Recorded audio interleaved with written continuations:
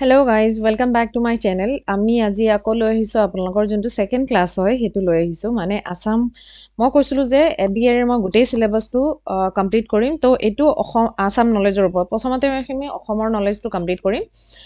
গোটেইখিনি যিমান আছে কাৰেন্ট এফেয়াৰসও বাই সাইড কৰি যাম আপোনালোকে চাব মই কাৰেন্ট এফেয়াৰসৰ ভিডিওটো আজিৰ পৰা দিয়া আৰম্ভ কৰিম আবেলি 3টা বজাত দিম বাৰু কাৰেন্ট এফেয়াৰসৰ ভিডিও বিলাক ঠিক আছে Assam Ancient History Part 1 okay keep learning channel to আপোনালোকে please like and subscribe কৰি দিব যেহেতু মই ইমান আপোনালোকৰ কাৰণে কষ্ট কৰি আছো এইখিনি এফৰ্ট তো আপোনালোকে দিবই পাৰে please like and subscribe কৰি দিব okay অসমৰ ৰিসেন্টলি আমাৰ যোনটো অসমৰ মানচিত্ৰ হয় কিয় মই এটো দি হৈছো কাৰণ অসমৰ হিষ্ট্ৰীৰ বিষয়ে জানিব আছে অসম okay যোনটো আগতে মই আপোনালোকক প্ৰথমতে থিওৰিখিনি অলপ দিলম যিখিনি কনসাইজ দৰকাৰ একদম দৰকাৰী যোনখিনি লাইন ওয়ান লাইনাৰ হিচাপে দিলম তাৰ পিছত আমি নেক্সট পাৰ্টটোত এমসিকিউ কৰিম প্ৰথমতে এটা পাৰ্ট শেষ কৰিম এতিয়া আজি আমি স্টাৰ্ট কৰিছো এনসিএন্ট ওকে এনসিএন্টৰ এটো পাৰ্ট 1 আৰু পাৰ্ট 2 এনসিএন্টৰ মই দিলে আপোনালোকৰ এনসিএন্টটো আৰু পঢ়িব না লাগে তো এই দুটা পাৰ্টতে এনসিএন্ট শেষ হৈ যাব প্ৰথমতে মই এনসিএন্টৰ পাৰ্ট 1 পাৰ্ট 2 এনসিএন্টৰটো দিলম তাৰ পিছত আমি এমসিকিউ খিনি দিম এনেকে কৰিম ঠিক আছে আৰু যদি বেলেগ কিবা সাজেশন আছে আপোনালোকে মোক জনাব মই মোৰ মতে কৰিছো যদি আপোনালোকৰ বেলেগ ওয়ে ভাল লাগে হেতু ক'ব পাৰে ঠিক আছে চাও আসাম হিষ্ট্ৰী কি হয় ব্ৰডলি ডিভাইডেড ইনটু 3 পিৰিয়ড অসমৰ যোনটো পুৰণা অসম আছিল হেতু তিনটা পিৰিয়ডত ভগোৱা হয় এটো হল ancient covers the period of days of epics to early third মানে আদিম কালৰ পৰা 13th century যোনটো আছে হেতু লৈকে আমাৰ কি কোৱা হয় এনসিয়েন্টটো ইয়াৰ আগতে মানে কোনো এনসিয়েন্টৰ কোনো লিখিত ডাটা পোৱা না যায় যেনে কোনো ইনস্ক্ৰিপশন বা কোনো ৰক কেপ ইনস্ক্ৰিপশন একো পোৱা না যায় বা একো লিখিত ডাটা পোৱা না যায় কাৰণে আমি 13th century পৰা এনসিয়েন্ট টাইমটো ধৰো তাৰ পিছত হৈছে আমাৰ মেডিভেলটো কেতিয়ালৈকে মেডিভেলটো হল আমাৰ from advent of Ahom and the formal British মানে আহোম সকল যেতিয়া আহিছিল আহোম সকল কেতিয়া আহিছিল বাৰু কিমান আহিছিল আপোনালোকে কোনোবাই মোক কমেন্ট সেকশনত জনাব আহোম সকল কিমান টাইমত আহিছিল মইতো পঢ়ামে তথাপি আপোনালোকে মোক প্লিজ কমেন্ট সেকশনত জনাব আহোমৰ পৰা 1826 মানে ইয়ান্দাবু সন্ধি আমাৰ ইয়ান্দাবু যোন মোৰ হ্যান্ডৰাইটিং বিলা খুব ভাল নহয় আপোনালোকক যদি এটো পিডিএফ লাগে মই প্লিজ মোৰ চেনেলটোৰ আপোনালোকক লোগোটো ইয়াত দি দিম প্লিজ আপোনালোকে স্ক্যান কৰি লব বা মই তলত মেনশন কৰি দিম এটো ভিডিওৰ তলত মোৰ চেনেলৰ যোনটো কিপ লাৰ্নিংৰ ইনভাইট লিংক হয় হেতু মই আপোনালোকক দি দিম কাইন্ডলি আপোনালোকে লিংকটো দি জয়েন কৰি লব আৰু তাতে মই এই পিডিএফটো আপোনালোকক দি দিম ঠিক আছে আৰু যদি কিবা কোৱেশ্চন ৰিলেটেড থাকে মই আপোনালোকক দি দিম ঠিক আছে আপোনালোকে সুধিব পাৰে মোক আৰু কাইন্ডলি এটা অনুৰোধ জনাইছো আপোনালোকক প্লিজ স্টাডি ৰিলেটেড কোৱেশ্চন সুধিব মানে স্টাডি ৰিলেটেড কোৱেশ্চন নহুধে মোক ফেসবুকত বা ইনষ্টাগ্ৰামত বা হেৰিত কাইন্ডলি আপোনালোকে স্ট্ৰিক্টলি স্টাডি ৰিলেটেড থাকিব কাৰণ মোৰ ফটোমি কৰিব টাইম নাথাকে নেক্সট এটো হল modern from 1826 India gained its independence to 1947 মানে ইয়ান্দাবু সন্ধিৰ পৰা 1826 ত ইয়ান্দাবু সন্ধি আছিলে ইয়ান্দাবু হৈছিলে এটো আপোনালোকে জানি থক কেতিয়া হৈছিল 24th February okay 24th February হৈছিল ইয়ান্দাবু সন্ধি এটো খুবেই ইম্পৰ্টেন্ট ডেট মানৰ আক্ৰমণ কেতিয়া হৈছিল মই আপোনালোকক অসমীয়াত দিব পৰা না ইংলিশত দিছো কিয়নো আপোনালোকে যদি ইংলিশত পঢ়ে মই অসমীয়াত মানে কৈ যাম আপোনালোকৰ ইংলিশটো বুজাটো হল হেল্প হৈ যাব আৰু আপোনালোকে যিবিলাক বহুত ভাল এক্সাম যেনে সিটেট এইবিলাক ইংলিশত হয় বা বেলেগ এক্সাম বিলাকো আপোনালোকে কৰিব পাৰিব মই কোৱা নাই অসমীয়াটো ইনফেৰিয়ৰ হয় বাট আপোনালোকে যদি ইংলিশত একেবাৰে মোৰ পৰা মইতো বুজাই দিম অসমীয়াখিনি হেখিনি শিকি লয় অসমীয়াতে তেতে হলে আপোনালোকে নেক্সট যিবিলাক আপকামিং ইংলিশত এক্সাম হয় যেনে পোষ্ট অফিসৰ এক্সাম বা এসএসসি এক্সাম বিলাক দিউতে আপোনালোকৰ সহজ হ'ব মই এসএসসি ৰো আপোনালোকৰ হেৰি বিলাক গাইডেন্স বিলাক দিম বাৰু আৰু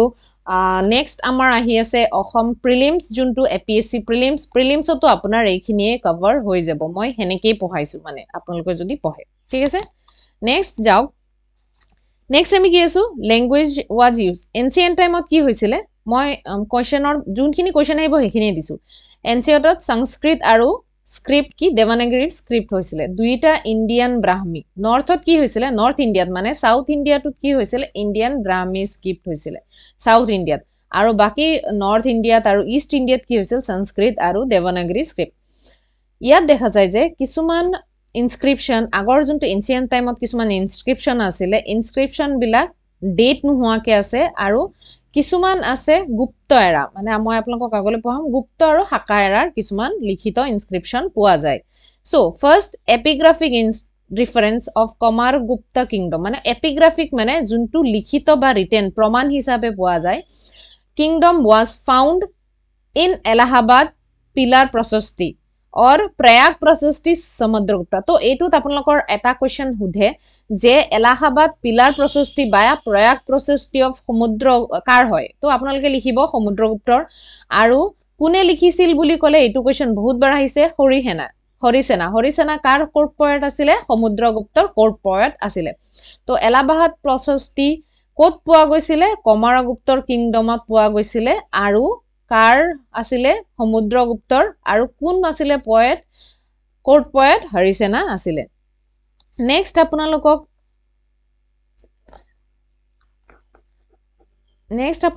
মই পঢ়াইছো যে আসামিজ ক্ৰনিকেল কাক কোৱা হয় ওকে ক্ৰনিকেল অসমৰ বুৰঞ্জী বিলাকক কোৱা হয়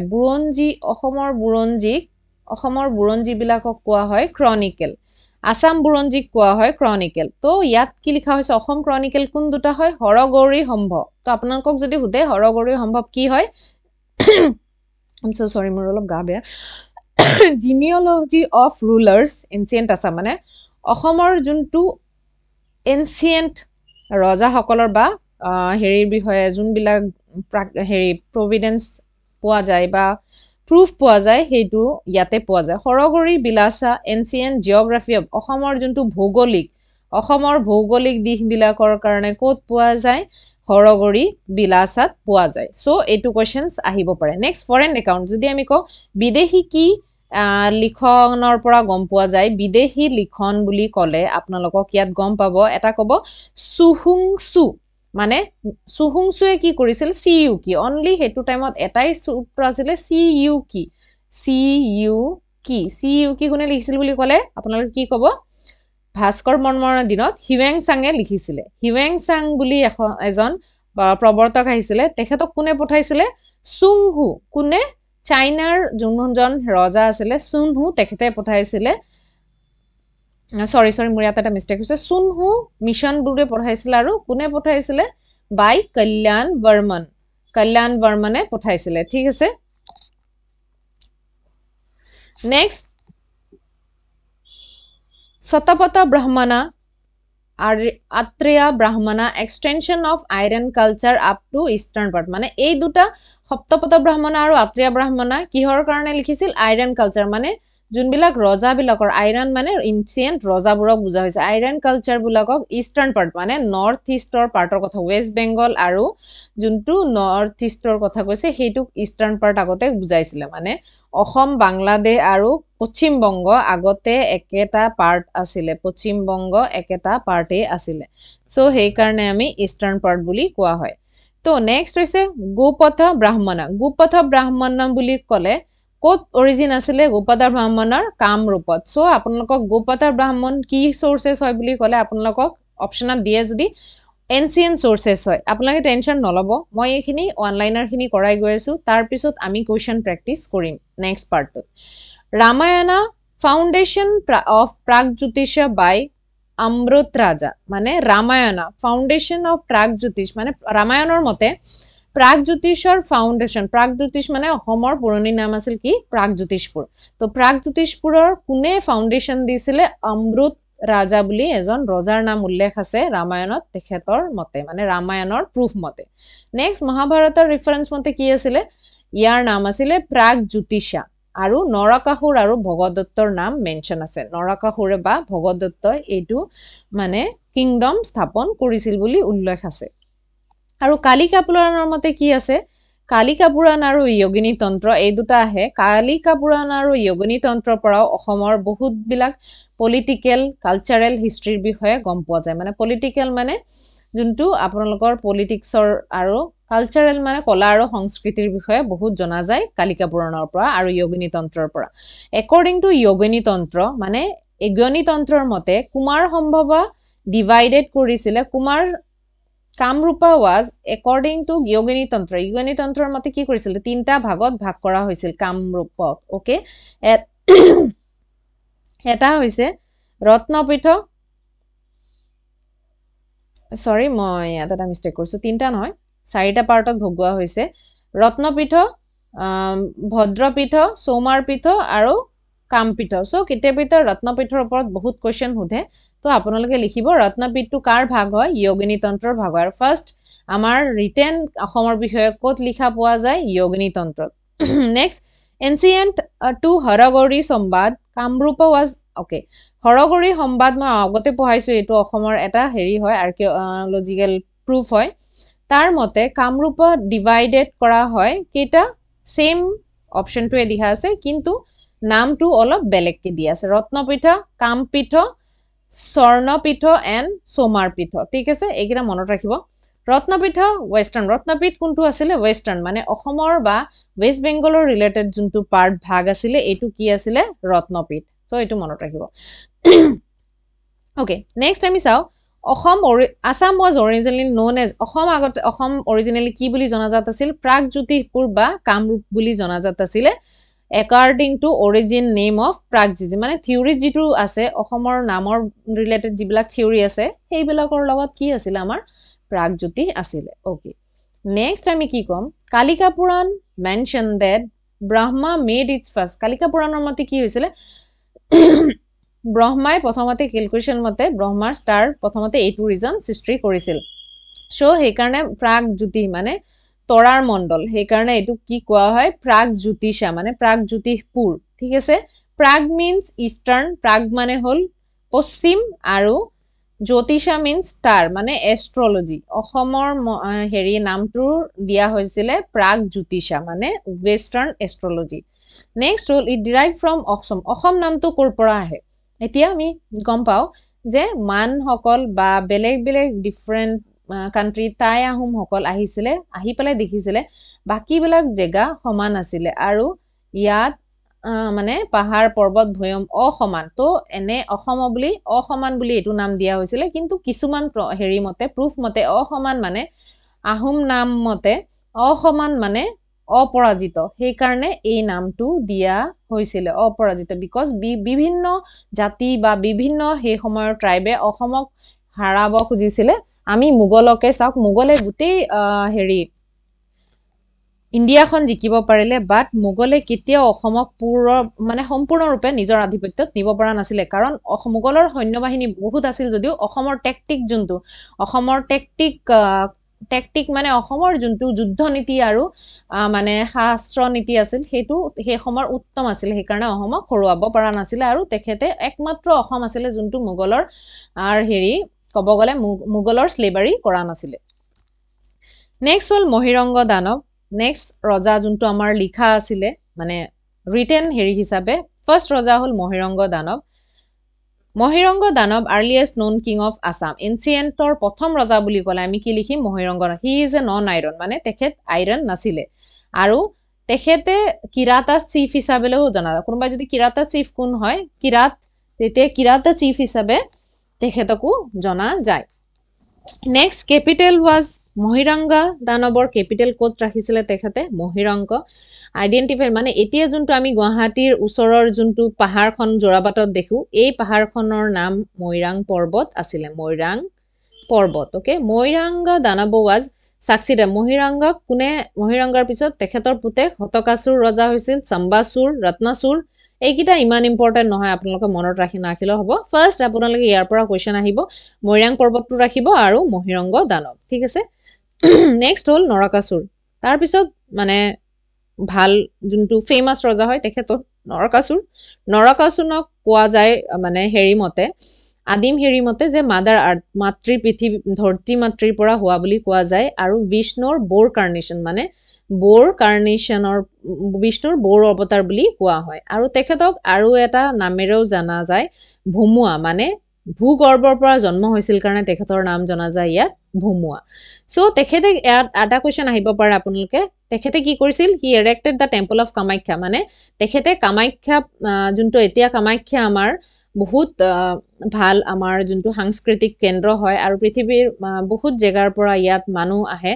কামাখ্যা যেনে অম্বুবাচী মেলাও ফেমাস হয় কামাখ্যাৰ মই হিকিনি কাৰেন্ট এফেয়াৰ্ছত কভাৰ কৰিম সো তেখেতে কামাখ্যা দেৱীক বিয়া পাতিবৰ কাৰণে সিঙ্গল ৰাতিত এটো হাজি উলিয়াব লাগিছিল আৰু সেই কাৰণে এই টেম্পলটো কামাখ্যাৰ নীলাচল হিলত আৰু তেখেতে এটা টেংকো গঢ়াইছিলে ঠিক আছে লৰ্ড কৃষ্ণই পিছত তেখেতক কিল কৰিছিলে আৰু ভগদত্তৰ পুতেকক ইয়াতে ৰাজসিংহাসনত বহাইছিল according to Vishnu Purana Narakasura was Muru মানে নৰকাসুৰ মুৰু আছিলে নেক্সট ভগদত্ত কি হয় Bhagadatta was the son of মানে ভগদত্ত নৰকাসুৰৰ পুত্ৰ আছিলে তো হি গেভ হিজ তেখেতে কি কৰিছিলে দুৰ্যোধন যোনটো পঞ্চপাণ্ডৱৰ এগেইনষ্টত যোনটো যুদ্ধ হৈছিলে কৰৱৰ যোনটো ভায়েক দুৰ্যোধন আছিলে তেখেতৰ তাত বিয়া দিয়া হৈছিলে সো তেখেতে কৰৱৰ ফালৰ পৰা যুদ্ধ অসমৰ মানে গৌৰৱ হিচাপে কৰৱৰ ফালৰ পৰা যুদ্ধ কৰিছিলে সেই সময়ৰ কাৰণ তেখেত বহুত শক্তিশালী আছিলে তেখেতক কি বুলি কিং বুলিও জনা যায় মেলেছাস ঠিক আছে মানে ইনফেৰিয়ৰ টু চক্ৰ মানে ইন্দ্ৰৰ লগত তুলনা কৰা হয় তেখেতৰ তাত বেষ্ট ইলিফেন্ট মানে হাতীৰ স্কোৱাড মানে হাতীৰ দল আছিলে যোনটো যুদ্ধ নিহিতিত বহুত হেৰি আছিলে বহুত পাৰ্গত আছিলে তেখেতে আৰু তেখেতে ইন্দ্ৰ মহাভাৰতৰ যোনজন অৰ্জুনে তেখেতক হত্যা কৰিছিল তেখেতৰ কি কৰা হৈছিলে তেখেতক কি বুলি জনা যায় আপোনালোকক এইটো কোৱেশ্চন বাৰে বাৰে আহে শৈলালয়া বুলি কাক জনা যায় শৈলালয়া মানে ভগদত্তক বুজায় শৈলালয়া পৰ্বতপতি পূৰ্ব সাগৰী আইন মহাভাৰত এইবিলাক কি কোৱা হয় আপোনালোকক কোৱেশ্চনটো আহিব পাৰে মই এমসিকিউ দিতে আমি সলভ কৰিম নেক্সট হৈছে Bhishmaka his kingdom call Bhishmaka কি হয় Vidarbha may be identified with Sadiya আৰু এইটোৰ আৰু এটা কোৱেশ্চন আহে কুণ্ডিলা তেখেতৰ কেপিটেল কি আছিলে কুণ্ডিনা সিটুৱেটেড কুণ্ডিল ৰিভাৰ তো কুণ্ডিল নগৰ কোনে প্ৰতিষ্ঠা কৰিবলৈ আহেলেও এইটো কোৱেশ্চন আপোনালোকক আহিব পাৰে যে কুণ্ডিল নগৰখন কোনে প্ৰতিষ্ঠা কৰিছিল ঠিক আছে নেক্সট ভীষ্মকা হেড এ ডটাৰ ৰুক্মিণী ভীষ্মকাৰ এজন ৰজা আছিলে উষা আৰু ৰুক্মিণী কি হৈছিল কৃষ্ণই বিয়া পাতিছিলে ভীষ্মকৰ জীয়েক ৰুক্মিণীক কৃষ্ণই বিয়া পাতিছিলে ওকে ইয়াত কি কোৱা হয় Chutiya traces their descent from ভীষ্মকে চুতীয়া বংশৰ ট্ৰেচেছ মানে ভীষ্মকৰ পৰাই পোৱা বুলি কোৱা হয় নেক্সট হ'ল বনাসুৰক কোৱা হয় তেখেতৰ কেপিটেল আছিল শোণিতপুৰ আৰু তেখেতে শিৱা টেম্পল মহাভৈৰৱ তেজপুৰৰ যোনজন তেখেতক উৎসৰ্গিত আছে আৰু তেখেতৰ ডটাৰ এজন আছিলে উষা যোনে কৃষ্ণৰ হেৰি গ্ৰাণ্ডছনৰ লগত বিয়া পাতিছিলে ইয়াতে বাকি আপোনালোকে চিত্ৰলেখা এইখিনি ইমান কোৱেশ্চন নাহে কিন্তু হৰিহৰৰ যোদ্ধাটো অলপ চাই ল'ব হৰিহৰৰ যোদ্ধা কোনে লিখিছিল সেইটো আহে বানাৰ গ্ৰাণ্ডছন ভালুক বুলি আহিব পাৰে যে বানাৰ গ্ৰাণ্ডছন ভালুক কি হৈছিল তেখেতে ভালুকপুঙত এতিয়া যোনটো অৰুণাচলৰ ওচৰত আছে ভালুকপুং আকাশিলৰ ফুটহিল এখেতে কি কৰা হৈছিল ভালুকপুঙত ৰাজত্ব কৰিছিল আকা ক্লেইম দেয়াৰ ৰিসেন্ডেড ফ্ৰম প্ৰিন্স মানে আকা ক্লেন যোনটো আছে সিহঁতে বানাসুৰৰ এই প্ৰিন্স যোনজন ভাল তেখেতৰ ডিসেন্ডেন্ট বুলি কয় আজিকালি তো বৰ্মন ডাইনেষ্টি পিছত আহিলে Varman dynasty 355 to 380 AD okay তো বৰ্মন ডাইনেষ্টিৰ ফাউণ্ডাৰ পুষ্যবৰ্মন তো পুষ্যবৰ্মন আছিল বৰ্মন মানে আমাৰ ফেমাস ৰজা ভাস্কৰ বৰ্মনৰ এখত বংশধৰ মানে ফাউণ্ডাৰ আছিল আৰু এলাহাবাদ প্ৰশস্তিত কুমাৰ সম্ভৱ আৰু ডবকাৰ বিষয়ে মেনশন আছে ডবকা এতিয়া যোনটো নগাঁৱৰ ডবকা হয় এতিয়া হুজাই ডিস্ট্ৰিক্টৰ আন্ডাৰত হৈ গৈছে ডবকা হুজাই ডিস্ট্ৰিক্টৰ আন্ডাৰত হয় তো আপোনালোকে ডিস্ট্ৰিক্ট বিলাক এমালবেগেশন বিলাক ভালকে চাই লব ডিস্ট্ৰিক্ট কোড এতিয়া প্লিজ কমেন্ট সেকশনত জনাওকচোন কাৰেন্টলি অসমৰ ডিস্ট্ৰিক্ট কিমান আছে এলায়েন্সেস ইন সমুদ্ৰগুপ্তা মানে সমুদ্ৰগুপ্তৰ লগত এলায়েন্স কৰা বুলি মেনশন আছে আৰু পুষ্যবৰ্মন সমুদ্ৰগুপ্তৰ কন্টেম্পৰাৰী মানে কি সমসাময়িক কন্টেম্পৰাৰী শব্দৰ অৰ্থ হ'ল সমসাময়িক মানে পুষ্যবৰ্মন সমুদ্ৰগুপ্তৰ সমসাময়িক আছিল সাকসেসড বাই সমুদ্ৰ বৰ্মন তেখেতৰ সাকসেসড বাই কোনে বাকি কিটা ইমান ইম্পৰ্টেন্ট নহয় বালা বৰ্মনটো অলপ চাই থব কাৰণ তেখেতৰ জীয়েক অমৃতপ্ৰভা কি কৰা হৈছিল কাশ্মীৰৰ ৰজা মেঘবৰ্ণনৰ লগত বিয়া দিয়া হৈছিল তো আপোনাক সুধিব পাৰে যে অসমৰ যে সুদূৰ কাশ্মীৰৰ লগত সম্পৰ্ক আছিল তাৰ প্ৰমাণ দিবৰ কাৰণে এটা কি হেৰি এলায়েন্সেস হয় হেতু হল অমৃতপ্ৰভাৰ বিয়া এটু দিব পাৰে মানে ঘুৰাইও দিব পাৰে কোৱেশ্চনটো ঠিক আছে অমৃতপ্ৰভাই কি হৈছিল তিব্বতীয়ান বুদ্ধিক মংস ষ্টুনাপাই অমৃতপ্ৰভাৰ লগত গৈছিল বুলি কোৱা যায় ঠিক আছে আৰু স্তূপা কাশ্মীৰক কি কোৱা হয় স্তূপাৰ পিছত গৈ নামটো হল গল কাশ্মীৰক লু স্তূপা ওকে সো এইখিনি ইয়াত আমাৰ এইখিনিয়ে লাগিব এটো বেছি ইমান নালাগে নেক্সট কল্যাণ বৰ্মন কি আছিল কল্যাণ বৰ্মন আছিল প্ৰথমতে চাওক আপোনালোকে ইয়াত লাষ্ট মই দেখুৱাইছো যে বালা বৰ্মনৰ পিছত কল্যাণ বৰ্মন আপোনাৰ ৰজা হৈছিল কল্যাণ বৰ্মনৰ হেৰি সমসাময়িক কাল আছিল 420 ৰ পৰা 440 ডবকা এনেক্স কৰিছিল কাপিলি ভেলি টু কামৰূপ তেখেতে আৰু ডিপ্লোমেটিক ৰিলেশনশিপ আছিল চাইনালৈকে ঠিক আছে তো হি ওয়াজ ৰিফাৰ্ড টু ইউ চাই মানে কি কৰাইছে আদাৰ ফোৰ্স আই অফ দা আদাৰ ফোৰ্স মানে মুনৰ লগত মানে আমাৰ চন্দ্ৰৰ লগত তুলনা কৰা হৈছিল ঠিক আছে কল্যাণ বৰ্মনে সাকসেড হৈছিল গণপতি বৰ্মন মহেন্দ্ৰ বৰ্মন এইখিনি ইমান ইম্পৰ্টেন্ট নহয় মই জাস্ট ৰেফাৰেন্সৰ কাৰণে দি থৈছো আপোনালোকে এবাৰ লাইনত পঢ়ি থব নেক্সট হল ভূতি বৰ্মন হল 510 ৰ পৰা 555 খ্ৰীষ্টপূৰ্বলৈকে ৰাজত্ব কৰিছিল আৰু ভগদত্তৰ বদংগনা এপিগ্ৰাফ অফ কিং ভূতি বৰ্মন মানে বদংগনা এপিগ্ৰাফত ভূতি বৰ্মনৰ বিষয়ে জানা যায় তো আপোনাক যদি হয়তে কোনটো ইনস্ক্ৰিপচনত ভূতি বৰ্মনৰ বিষয়ে জানা যায় বদংগনা ঠিক আছে কনকোয়াৰ্ড ল্যান্ডস অফ পুন্দ্ৰবৰ্মন মানে নৰ্থ বেংগল তেখেতে কনকোয়াৰ কৰিছিল বুলি লিখা আছে ইয়াত পুন্দ্ৰবৰ্মন কি আছিল পুন্দ্ৰবৰ্মন আপোনালোকে ইন্ডিয়ান হিষ্ট্ৰী পঢ়াই পাব ভূতি বৰ্মনে পুন্দ্ৰবৰ্মন কনকোয়াৰ কৰিছিল মানে নৰ্থ বেংগল আজি পশ্চিম বংগলৰ নৰ্থ মানে উত্তৰ বেংগল হেৰি কৰিছিল আৰু এটো কি আছিল ডোনেটেড ল্যান্ড ব্ৰাহ্মণক ল্যান্ড দিছিলে তেখেতে ভুক্তি বুলি কোৱা হয় পুন্দ্ৰবৰ্মনে ব্ৰাহ্মণক দিয়া ল্যান্ড বিলাকক কি কোৱা হয় ভুক্তি তো ইয়াত কি আছিল আপোনালোকে কোৱেশ্চন বিলাক প্ৰথমতে থিওৰিটো পঢ়িব তাৰ পিছত কোৱেশ্চন বিলাক আমি প্ৰেক্টিস কৰিম তো আমাৰ কি হৈ যাব লগে মানে গোটেই সিলেবাসটো কভাৰ হৈ যাব the first king Kamarupa to extend western frontier মানে প্ৰথম কিং আছিল জুনে বিয়ন কাৰাতয়া ৰিভাৰৰ মানে এটো ৰিভাৰৰ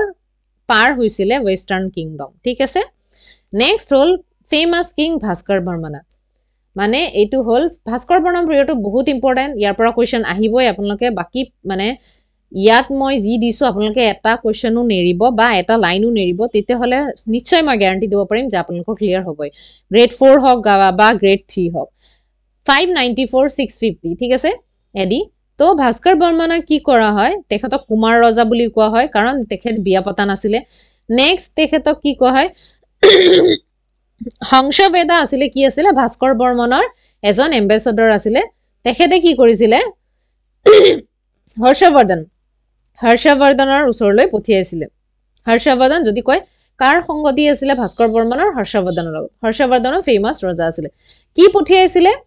পাত আৰু তুলিকা পঠাইছিল আপোনালোক যদি কোৱেশ্চনটো হুদে কি পঠাইছিল পাত আৰু তুলিকা তো হৰ্ষবৰ্ধনে কি আছিল গৌৰা শশাংকৰ লগত পৰাজিত কৰিবৰ কাৰণে ভাস্কৰ বৰ্মনৰ আৰু হৰ্ষবৰ্ধনে একেলগে গৌৰা শশাংকক এটাক কৰিছিল আৰু গৌৰা শশাংক কোন আছিল কাইন্ডলি কমেন্ট সেকশনত মোক জনাব যদি জানে কোনটো ডাইনেষ্টিৰ লগত ৰিলেশন হয় গৌৰা শশাংকৰ ক্যাপিটাল কি আছিল